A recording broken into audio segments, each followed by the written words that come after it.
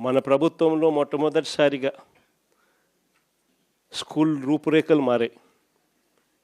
దశాబ్దాలుగా ఎవడు కూడా పట్టించుకునే పరిస్థితి నుంచి స్కూళ్ళ రూపురేఖలు మారి ప్రైవేట్ వాళ్ళు కూడా గవర్నమెంట్ స్కూళ్ళతో పోటీ పడే పరిస్థితి ఎప్పుడు వచ్చింది అని అంటే అది కేవలం మన 5 సంవత్సరాల పరిపాలనలో మాత్రమే జరిగింది.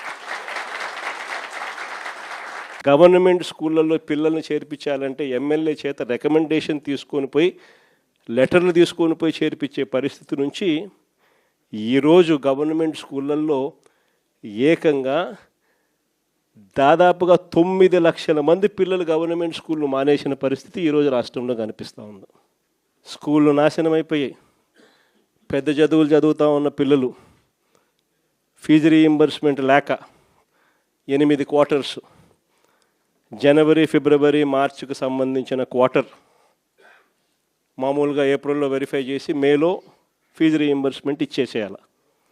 ఒక క్వార్టర్ అయిపోతూనే, ఒక త్రైమాసికం అయిపోతూనే ఆ త్రైమాసికానికి సంబంధించి మన ప్రభుత్వ హయాంలో నెక్స్ట్ త్రైమాసికంలో పాత త్రైమాసికానికి సంబంధించిన డబ్బులు ఆ తల్లుల ఖాతాల్లోకి డబ్బులు పడేటివి వెరిఫికేషన్ కంప్లీట్ చేసుకొని.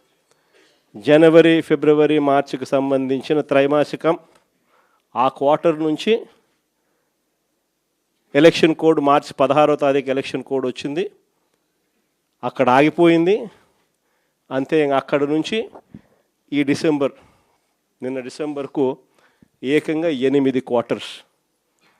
ఒక్కొక్క క్వార్టర్కు పిల్లలకు ఫీజు రీయింబర్స్మెంట్ కింద 700 కోట్లు ఒక్కొక్క క్వార్టర్కు త్రైమాసికానికి డబ్బులు ఇవ్వాల్సి వస్తే 8 క్వార్టర్స్ అంటే 8 × 7 5,600 కోట్లకు గాను కేవలం 700 కోట్లు ఇచ్చినారు.